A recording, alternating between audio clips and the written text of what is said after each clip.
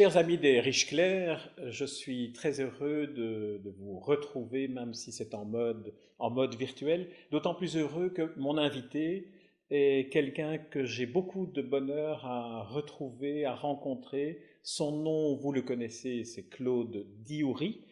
Vous le connaissez d'autant plus qu'il a été déjà un invité des Coups de midi des Riches Clairs, cette fois-ci, où Jacques de Decker l'avait invité, et il disait de lui, j'ai été revoir dans les archives l'enregistrement de cette interview, il disait de lui, je viens vous parler du livre d'un ami, et qui est aussi un livre d'écrivain, de quelqu'un que l'on connaît comme cinéaste, de quelqu'un que l'on connaît comme producteur, comme distributeur, comme exploitant de salles de cinéma, comme acteur essentiel du monde culturel bruxellois. C'est Claude Diouri que j'ai le plaisir d'accueillir ici à l'occasion de la parution de son troisième livre, de son troisième récit autobiographique, Fin de ma rébellion, paru aux éditions La Société des écrivains.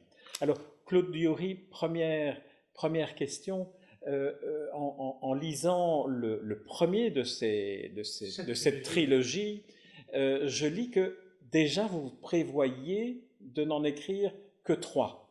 Alors, quelle est la raison pour laquelle vous aviez déjà annoncé que vous en écririez 3? Et, question annexe, à quand le 4e? J'ai décidé d'écrire ça en trilogie parce que je me suis référé au gourmet. Un gourmet ne s'engouinfre pas pour dire que j'ai mangé. Il commence par une mise en bouche. Il la fait suivre par un hors d'œuvre et puis un plat de résistance. Et si il n'a pas eu assez et suffisamment avec les 3 points qui sont la mise en bouche, l'hors d'œuvre et le plat de résistance, c'est que je n'aurais jamais su à quand j'arrêterais. Parce qu'il est vrai que pour le moment, aujourd'hui, j'ai un éditeur belge qui me demande d'écrire quelque chose sur le cinéma. Mais j'ai entrepris une tâche difficile de commettre un roman. Oh mon Dieu, combien c'est plus difficile que d'écrire un récit. Et oh combien c'est plus difficile d'écrire un roman que d'écrire un récit où il y a un peu de rapport de soi-même.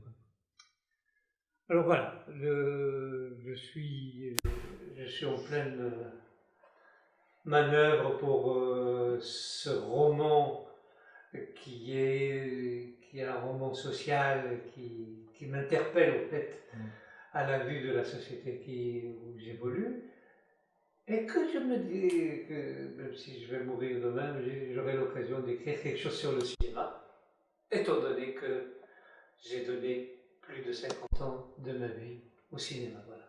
Alors, ma question sur ce 4e livre envisageait évidemment un témoignage ou un récit sur votre expérience dans le monde du cinéma, dont vous êtes, comme je le disais en introduction, un des acteurs clés et de référence, non seulement à Bruxelles, mais pour tous ceux pour qui le cinéma est vraiment de la cinéphilie, c'est-à-dire l'amour du cinéma porté jusqu'à créer les 2 salles que vous avez créées, le Styx et l'Acteur Studio, que je rappelle, mais aussi c'est le regard que vous avez, vous, sur ce qu'est le cinéma tel que vous l'avez donné à voir. Vous savez, je ne peux pas avoir la prétention d'avoir donné ou apporté. Ça va de, vous savez, le sentiment qui m'habite, c'est vraiment, le sentiment qui m'habite, c'est de devoir donner quelque chose aux gens, apporter quelque chose aux gens, compléter, comme je disais, et qui d'ailleurs, pour mon bonheur, il n'y a pas un seul magistrat, ministre ou politique quelconque qui n'a pas usé ses culottes dans les salles de cinéma que j'ai faites. Parce que c'est quoi le cinéma, le premier cinéma que j'ai fait, c'était le Styx. Et que j'ai construit de mes mains. Parce que, vous savez, un immigré, quand il arrive, il est à poil, nu, rien. Mais s'il a de l'idée, il faut l'exécuter. Et quand j'ai construit, j'ai encore des photos que nous avons mis d'ailleurs sur un site qui est en construction, la construction de cette salle à la rue du Prince-Royal, au milieu des péripatéticiennes, au milieu des gigolos, en fait, je passe dans les détails, et voir des cinéphiles venir vraiment dans un quartier, je m'excuse, pénible à vivre, eh bien, et que je vois encore ces murs, que je suis en train de coller les paquets, les boîtes de carton 2 pour isolation. Quand je vois tout ça, j'ai dit, j'ai apporté quelque chose. Bon, ben, j'ai apporté quelque chose. Est-ce que j'ai une prétention ou j'attends quelque chose? Non, je n'attends rien de personne, puisque c'est un désir profond qui m'a amené à faire ça. Et à ce moment-là, je venais d'être père et que j'avais très difficile à nourrir mon enfant. Quoi. Donc mais je m'en foutais parce que c'était apporter quelque chose. De là est parti. C'est vrai que j'ai rencontré des âmes heureuses, vraiment, vraiment.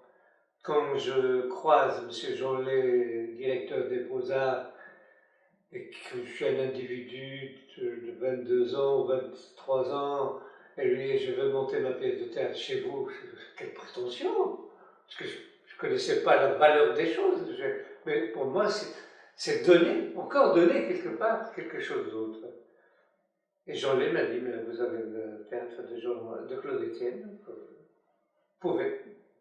Oui, là peut-être vous pourrez donner plus de détails, parce que là, c'est la pièce de théâtre, parce que dans votre bibliographie, pardon, il y a aussi une pièce de théâtre que vous avez jouée au Rideau de Bruxelles, dans la salle studio du Rideau de Bruxelles. C'était aussi une autre aventure de générosité. C'est une écriture.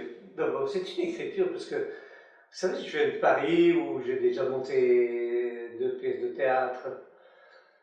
Entre étudiants, je ne sais pas si on peut dire si j'ai monté une pièce de théâtre, mais quand j'ai écrit une pièce de théâtre, écrire, et que Raymond Raval me dit que vous ne pouvez pas avoir mes étudiants pour répéter votre pièce de théâtre, c'était un challenge plus. Et c'est ça. C'est ça la rébellion. Raymond Ravard, qui était le directeur de l'INSES, qui était une école de cinéma et de théâtre à Bruxelles. Raymond Ravard, il était avare, vraiment. Vraiment. Et puis il est devenu un ami, quand il a vu le Styx, il est venu, bon. Mais il n'empêche qu'il m'a dit, mes étudiants, tant qu'ils n'ont pas de diplôme, ils ne viennent pas chez vous. Moi, je viens de Paris. Créer, c'est déjà un bonheur. Créer du cinéma ou créer du théâtre, pour moi, c'est une mise en scène, et c'est comme ça. Et c'est vrai que le soir de la première au Palais des Beaux-Arts, c'est vrai qu'il y avait un banquet de Bruxelles Lambert. Je ne connaissais pas. Parce qu'on a mis sur l'affiche un jeune Marocain, un jeune Marocain. Et où il est le jeune Marocain? J'étais entre la régie, je courais, j'assumais. Et quand on m'a dit à monsieur qui il m'a donné une carte. Il m'a aidé matériellement, vraiment. C'est ça les choses, c'est-à-dire, c'est ça ma reconnaissance. Si les gens reconnaissent, non pas pour moi, si les gens reconnaissent un acte constructif pour autrui, mais ils n'ont pas perdu leur temps, ils n'ont pas perdu leur argent. C'est très. Moi j'ai dit, j'ai toujours existé par les autres. Et c'est vrai que j'existe pas les autres. Parce que vous savez, écrire une pièce de théâtre, vous la mettez dans votre serviette, ben voilà, parce que vous avez écrit une pièce de théâtre. Est-ce que vous pourriez nous dire, mais brièvement, quelle était la thématique que vous abordiez dans cette pièce de théâtre, qui était une fiction? Parce que comme vous venez de nous apprendre, je l'ignorais, que vous êtes en train d'écrire un roman, dans le fond, vous fermez une sorte de boucle en partant d'un texte de fiction de théâtre vers un texte de fiction du roman.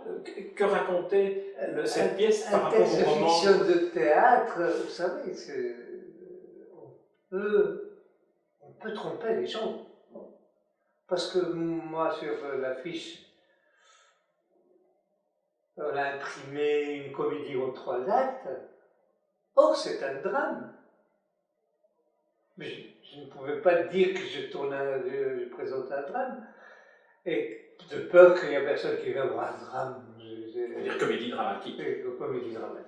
Eh bien, c'est court, côté court, fenêtre et porte, d'amants et c'était une pièce de théâtre en costume quand même.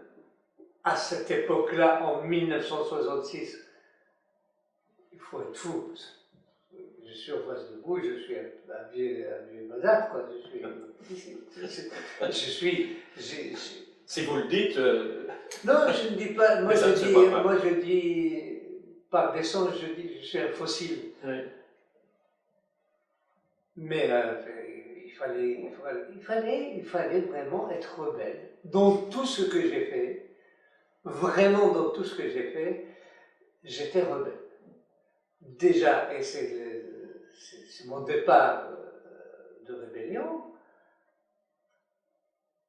dans une famille où il y a une kyrielle d'enfants, où tout le monde est soumis au doigt et à l'œil au patriarche, c'est pas possible. Et moi, depuis que j'étais ça, je dis, eh bien, si moi, comme ça, je me révèle, c'est que dans la vie sociale et humaine, un individu, n'importe quel individu, peut se révéler de manière à arriver à être constructif et ne pas se révéler pour dire bon, je me passe de ce que disent les autres, moi c'est moi. Non, mais compléter avec cette rébellion quelque chose à donner. Alors le mot rébellion fait que nous allons venir maintenant à votre dernier livre en date, dont le titre est d'ailleurs Fin de ma rébellion, mais auparavant peut-être un mot sur les deux premiers. Le premier portait le titre de Maintenant tu sais, le deuxième en 2016, Lettre jamais envoyée à mon père, le patriarche que vous venez d'évoquer. Alors dans le premier des récits, paru en 2012, c'est votre enfance marocaine que vous évoquez. Dans le deuxième, c'est plutôt l'adolescence, elle se termine avec votre départ à Paris. Et dans le troisième, là, on a un portrait de la vie d'un jeune Marocain séduisant et séducteur qui se trouve dans la ville lumière et qui accomplit en quelque sorte le rêve d'y aller, mais vous nous racontez là tout ce que ça peut représenter. Mais auparavant, deux mots peut-être sur qu'est-ce qui, de l'enfance marocaine, vous a aidé ou soutenu dans cette vie à Paris jusqu'en 1965, si je me souviens bien. Jusqu'en 1900, en fait, je me trouvais à Paris déjà en 59, voilà. 58-59, donc c'est comme ça. Je crois pouvoir dire, selon moi, oui, je dis bien, je crois pouvoir dire que tous les jeunes, mais c'est intemporel, vous savez, que ce soit en Europe ou en Occident, quelque part, ou aux States, aux États-Unis, ou en Afrique subsaharienne, vous savez, tout le monde peut écrire ce premier roman. Parce que, avec ou sans la bénédiction du patriarche, on est soumis vraiment, on est soumis à une éducation dite convention sociale. On est obligé.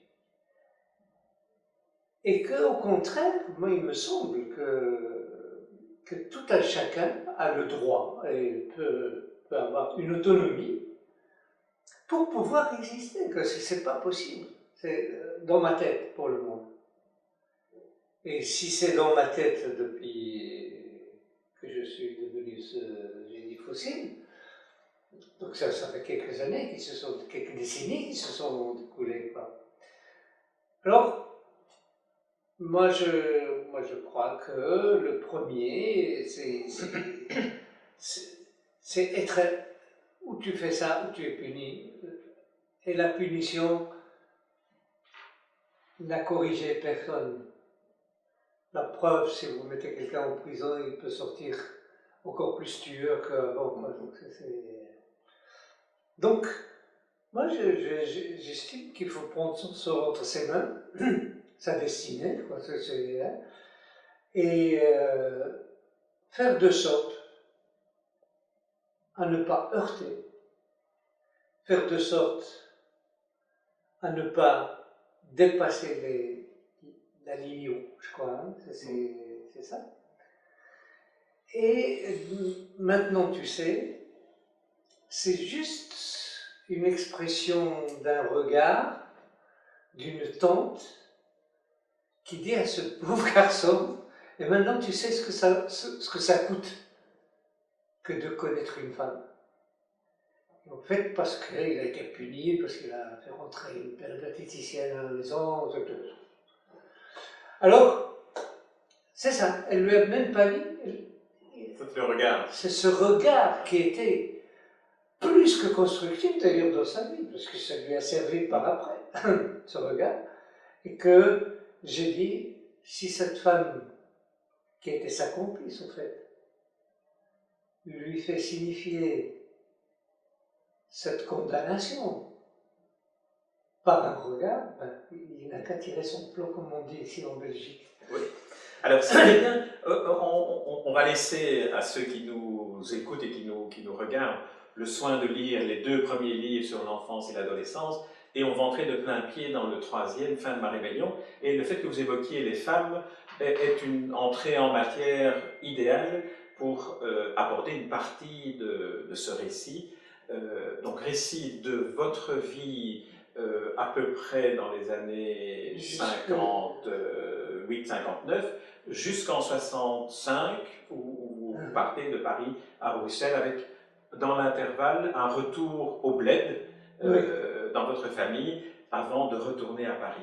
Alors, ce qui est passionnant dans ce récit, et ce qui en même temps est bouleversant à certains moments et plein de leçons d'histoire, c'est de se rendre compte du point de vue d'un jeune immigré marocain sans argent qui débarque à Paris, de ce qu'est la vie au quotidien, qui est presque une survie, avec des rencontres exceptionnelles, notamment, je vous demanderai d'en parler, cette Madame Robert qui vous a hébergé, qui vous a considéré comme un fils, mais aussi toutes ces femmes que vous rencontrez, que vous séduisez, qui veulent vous séduire, avec lesquelles vous avez une frénésie sexuelle à certains moments, qui fait que vous avez construit votre vie pendant cette période-là sur cette découverte d'un univers, la ville de Paris,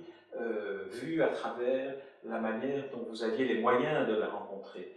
Et alors, comment est-ce que vous est venue l'idée, d'une part, d'écrire ce récit aussi détaillé, et en second lieu, qu'est-ce que vous cherchiez à donner au lecteur en écrivant ce récit de cette manière-là? Je me permettrai de revenir un peu sur le 2e tome parce qu'il est capital. Le 2e tome, pardon. Le 2e tome, Lettre jamais envoyée à mon père, dans la société globale, générale, une fille peut parler avec sa mère. peut lui parler de ses menstruations, peut lui parler de ses découvertes, de l'homme, et notamment.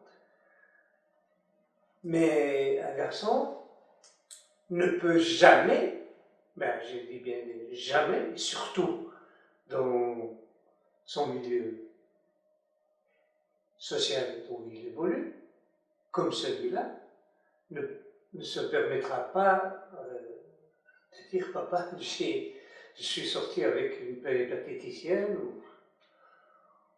ou voilà, j'ai eu des rapports sexuels déjà. Peut-être qu'il faudrait préciser, ce milieu-là, c'est votre famille, c'est fait, c'est une famille modeste, beaucoup d'enfants. Mais géré de mettre par un patriarche sans partage, vraiment sans partage. Alors que lui-même s'est marié plusieurs fois, par exemple. Et s'est marié plusieurs fois, et on dit la pomme ne tombe jamais loin de son pommier, du pommier, puisqu'il mariait en plus son père, récupérant sa mère chez lui à la maison et mariant son père mille et une fois. Quoi. Mais on ne pouvait pas, ce garçon qui dit que je ne peux pas écrire une lettre à mon père, ne fût-ce que pour l'informer que je suis devenu, et que je suis devenu avec une expérience, peu importe, une expérience sexuelle notamment, mais une expérience de vie. Parce que devant le patriarche, il n'y a pas d'autres hommes dans sa famille. C'est lui l'homme, c'est lui le patriarche, les autres, ce n'est que des enfants. Puisque des enfants, même adultes avec des enfants, sont considérés comme des enfants. Point. Et doivent obéir, doivent faire l'œil à leur patriarche. C'est pour ça que j'ai écrit ce livre, parce que je rêvais personnellement de dire à mon père je. Et on ne peut pas dire je à son père. Ça n'existe pas. Après, oui, les choses s'arrangent, bien sûr. Et c'est la raison pour laquelle, toujours décidant pour tout le monde, pour la veuve et l'orphelin, ce patriarche dit il faut marier cet enfant avant qu'il ne nous amène des catastrophes. C'est lourd. C'est-à-dire qu'on n'a pas le droit de respirer.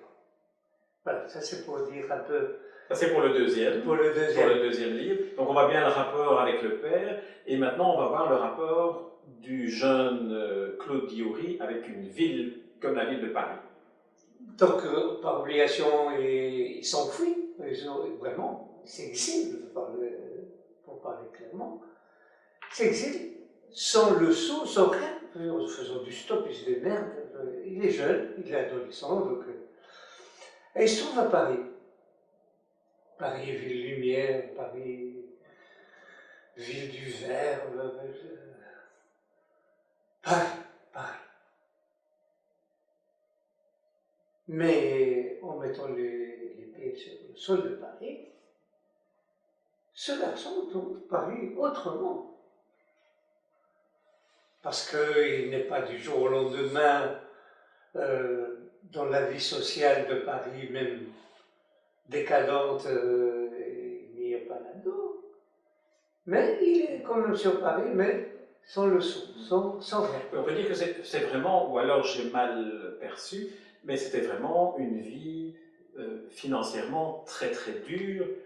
Vous étiez chez des marchands de sommeil, comme on dit. Ah oui. Trouver un logement, on se rend compte en vous lisant combien se trouver dépourvu de logement est une épreuve épouvantablement difficile, dure, et qu'il faut se battre en permanence pour avoir accès à une chambre, à un toit. Non, mais c'est pour ça que ce garçon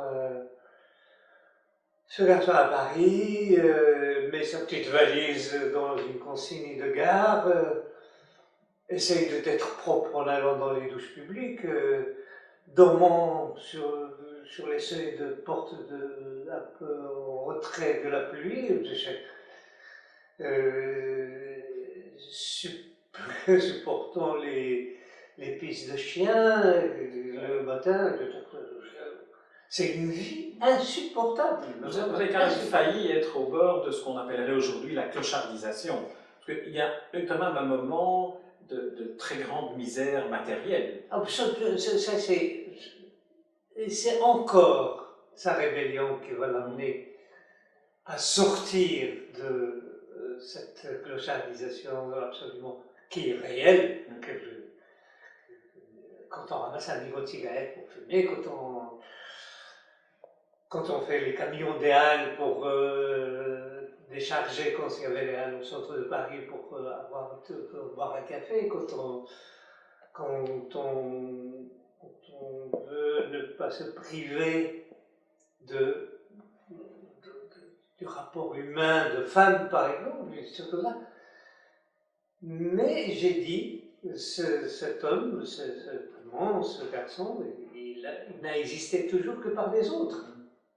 C'est les autres qui l'ont fait exister. Vous faites bien de me rappeler Madame Robert, c'est cette femme qui a trouvé en lui comme un fils, quoi.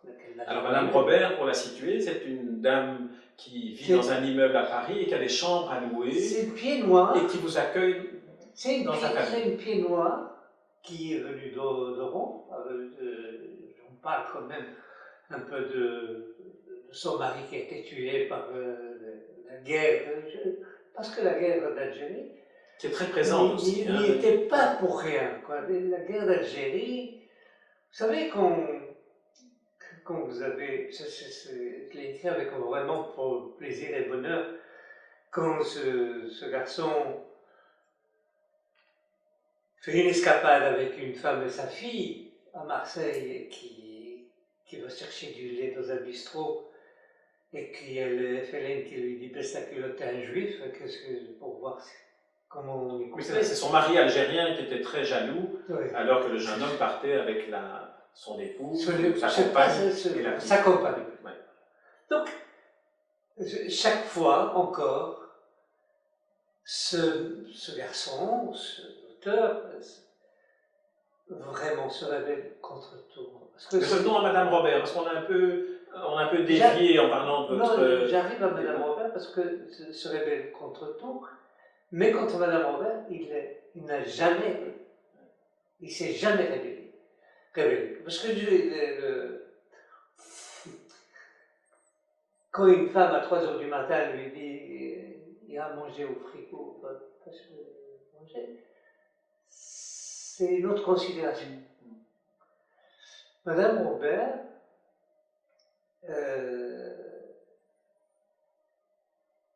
on construisait ses espoirs et ses vœux clairs même, à un moment, de le voir gendre. Oui. Et vous savez, quand une grand-mère pense du bien pour son petit enfant, c'est prêt à tout, quoi. C'est de la générosité sans partage et qu'il est hors question de rentrer dans sa maison avec une femme. Parce que elle voyait le bonheur de sa petite fille. Alors, il y a d'autres rencontres, parce que c'est vrai, vous avez utilisé la bonne formule, c'est vrai que cette rébellion passe aussi par le fait que vous avez eu l'occasion de rencontrer, mais que vous étiez aussi disponible pour les rencontres. Alors, je voudrais qu'on évoque aussi l'Algérie, parce qu'elle est très, très présente. On est en pleine période de ce qu'on n'appelait pas la guerre d'Algérie, qu'on appelait les événements d'Algérie. On assiste dans votre récit, et vous êtes le témoin de ces ratonnades qui poussaient des Français à jeter des Algériens dans la Seine. Et donc on est dans toute cette violence, et vous y êtes impliqué d'une certaine manière en devenant, et j'aimerais que vous nous le racontiez, en quelque sorte un pourvoyeur d'armes pour les Algériens indépendantistes. C'était d'abord une découverte pour moi. Et cette découverte, elle était plus que constructive parce que on cherche toujours à apporter, à donner. Mais comme je ne peux pas prendre une mitraillette et aller combattre les Français, ni les Algériens, je me trouvais vraiment pourvoyeur de la liberté, quoi.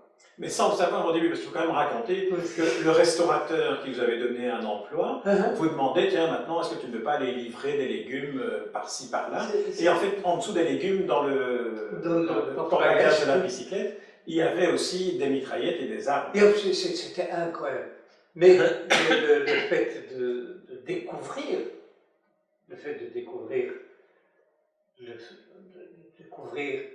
que vous contribuez à la liberté de ces Algériens, parce que conscient que l'Algérie n'a jamais été un département français, que l'Algérie, c'est l'Afrique, ça n'a rien à voir avec la France. Et bien vous vous dites,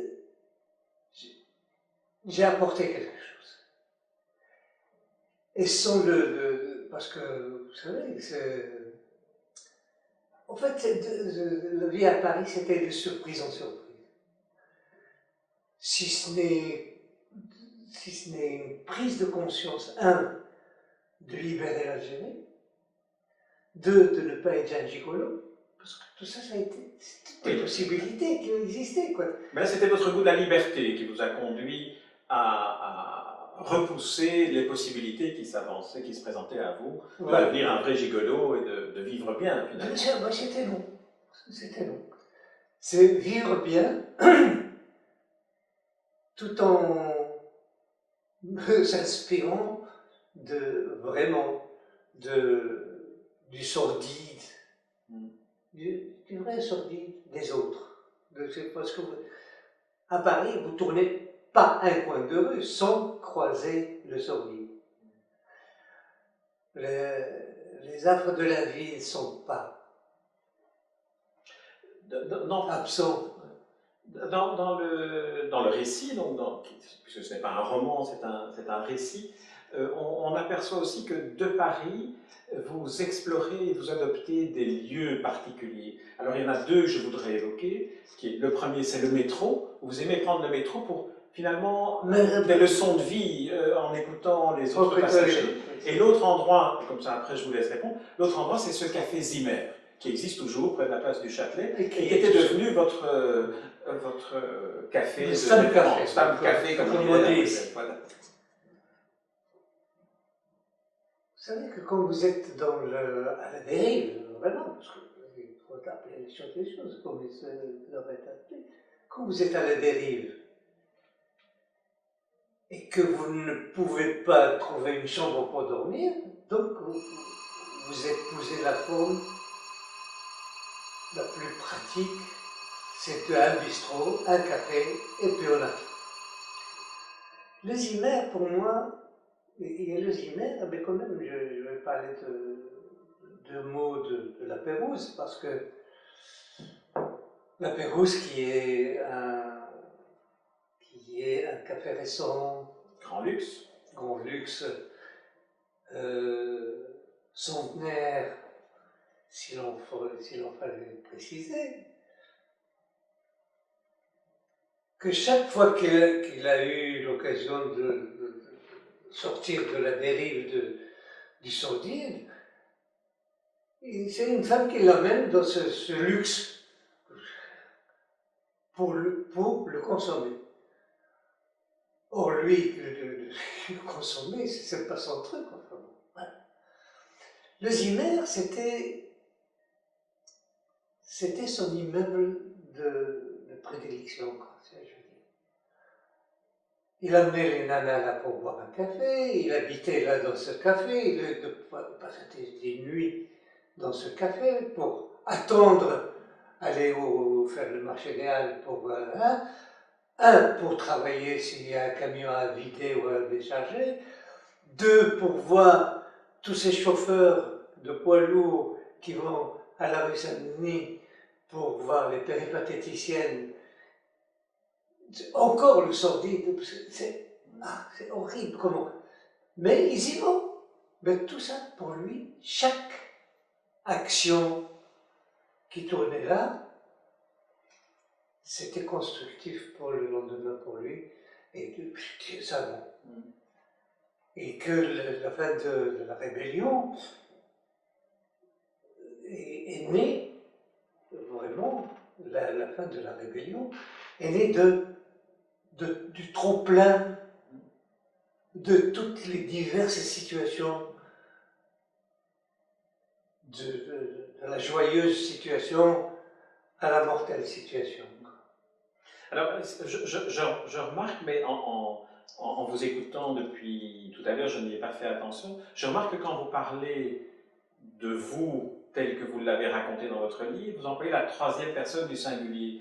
Vous parlez comme d'un personnage, de quelqu'un qui est extérieur à vous. Pourquoi, à votre avis, est-ce que vous parlez de vous comme de quelqu'un qui, à l'époque, était très différent de vous aujourd'hui, en quelque sorte? Je disais que, puisque vous êtes auteur, vous connaissez l'histoire mieux que moi, aucun auteur sur la Terre, à ma connaissance, je dois certainement manquer d'expérience, à ma connaissance, qui ne s'est pas inspiré à un moment ou à un autre d'un fait divers qui lui est arrivé, qu'il a vécu. Et ce n'est pas faute de tromper les gens pour leur dire ce n'est pas moi, c'est moi. Il est vrai qu'il est, tout ce que j'écris, c'est un peu des trois récits, c'est un peu autobiographique, mais quand on écrit un récit, on dit que l'autobiographie n'est pas très loin. Ça, vous le savez mieux que moi. Dans le monde, alors, s'il y a l'une ou l'autre situation qui m'inspirait plus que d'autres et qui ont fait que j'ai développé un peu plus, que ce soit la troisième personne ou la première personne, c'est que ce qui me fait plaisir, c'est que j'écris, ces trois récits sont écrits au présent. Ces trois récits sont écrits au présent. C'est comme si je suis encore habité par. C'est la raison pour laquelle, comme vous avez dit tout à l'heure, j'essaie de fermer la boucle en écrivant une fiction. Oui. Alors là, on va y venir maintenant, si vous voulez bien, parce qu'on approche de la fin de l'entretien, à ce projet de roman, enfin à ce roman dont vous êtes en train d'écrire maintenant le manuscrit. Est-ce que le fait d'écrire trois récits explicitement autobiographiques, malgré les réserves, est-ce que le fait d'avoir écrit ces trois récits vous a donné la langue pour vous dire maintenant, je dois passer à une étape, non pas supérieure, mais une étape différente qui est d'imaginer et d'utiliser l'écriture littéraire dans toute sa puissance. C'est ça. C'est pour ça que j'ai dit ô combien c'est difficile. Ça n'a rien à voir avec l'approche de récit. C'est le vrai nom. J'écris ce roman qui va s'appeler Frères au pluriel, on partage.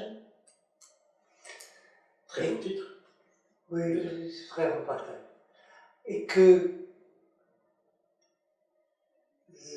c'est l'histoire d'un couple dans une situation inextricable et que, pour finir, un des enfants se trouve un peu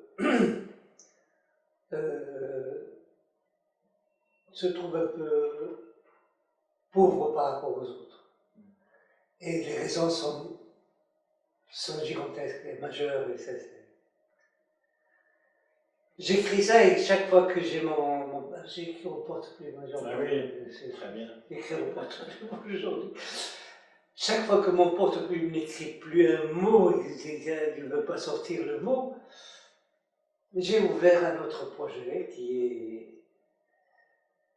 me tient à cœur et qui s'appelle Homme à projet.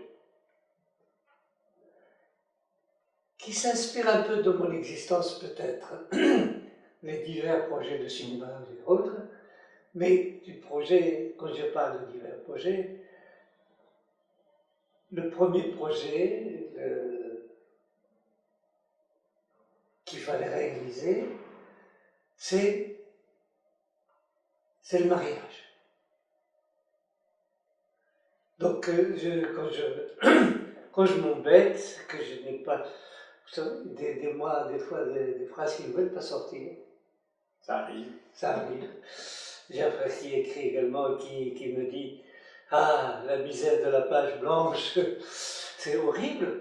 Eh bien, j'ai trouvé l'alternative, et que j'ai une dame qui vient pour taper mes textes et des trucs comme ça, qui me tutoie un petit peu en me disant « J'ai dit, vous ne travaillez plus beaucoup, hein ?»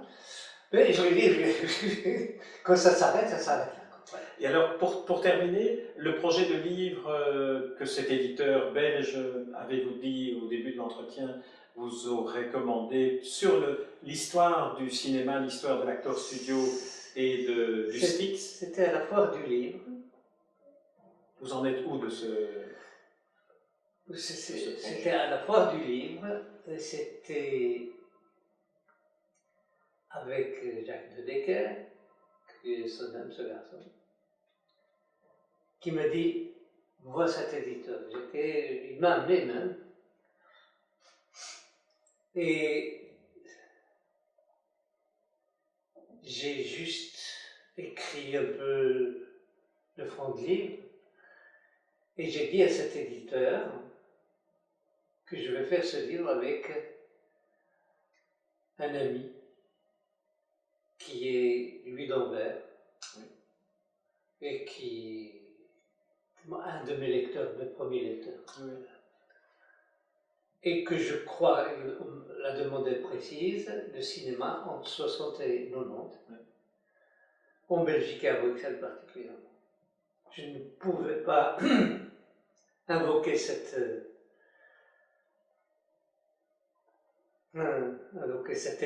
époque et cette période sans parler de guerre fratricide entre les quelques familles qui géraient. Il y avait 5 familles qui géraient la distribution et 5 familles qui géraient l'exploitation. Il y en a même qui se sont suicidés, bon, enfin bon, bref. Et j'ai envie de l'écrire, et je n'ai pas envie de le calmoder, quoi. Oui, non, bien sûr, non, non. Mais c'est un livre, je pense, qui sera un livre important. Et le fait que vous nous disiez que c'est Jacques de Decker qui vous avait incité à le faire, rend encore plus curieux. Non, plus important. C'est vraiment la preuve, la démonstration, s'il fallait la faire, que c'est important. J'ai un ami qui est décédé il y a longtemps d'ailleurs, et qui était comme un parrain de ma fille, et qui est Paul Davé. Oui. Une des salles de l'Actors Studio d'ailleurs porte son nom. Les baptisés comme ça. C'est une Céline Sasson et oui. une Paul Davé. Paul Davé. Et donc lui aussi me dit « Pourquoi tu n'écris pas ?» Écrire, gérer une équipe de 20 personnes ou plus que 20, des fois c'était plus que 20. La production, la distribution, l'exploitation, la programmation, et les gens sont exigeants avec moi pour la programmation. Écrire, mais comme je m'apprêtais à fermer le Styx et puis l'Actors Studio, j'ai dit que je continuerai l'écriture parce que ça ne demande rien à personne, ce n'est que à ma tête que ça revient de le faire. Claude Dioury, nous allons clôturer ici cet entretien. Je me réjouis déjà de prendre rendez-vous avec vous pour parler de ces livres dont vous venez de nous dire le projet, des hommes de projet, le roman et le livre sur l'aventure cinématographique que vous avez vécue, ce livre que vous allez écrire avec Louis d'Anvers. Merci beaucoup Claude Dioury et donc nous avons pris rendez-vous pour le prochain livre. Je vous laisse partir pour aller l'écrire. C'est gentil. Voilà. Mais je dirais un dernier mot pour clôturer, que j'espère que la maison des écrivains, j'espère que cette maison ferait un peu plus, parce que déjà le fait d'exister, des écrivains francophones, belges francophones, j'espère qu'on fera un peu plus pour booster les écrivains qui arrivent. Je suis tout à fait d'accord. pour soutenir cette option-là. Merci Beaucoup Claude Fiori, merci au public et merci à notre ami caméraman et réalisateur de cette séquence qui nous permet d'avoir de la belle qualité pour la diffusion de cet entretien et des autres sur Internet. Merci beaucoup. Merci.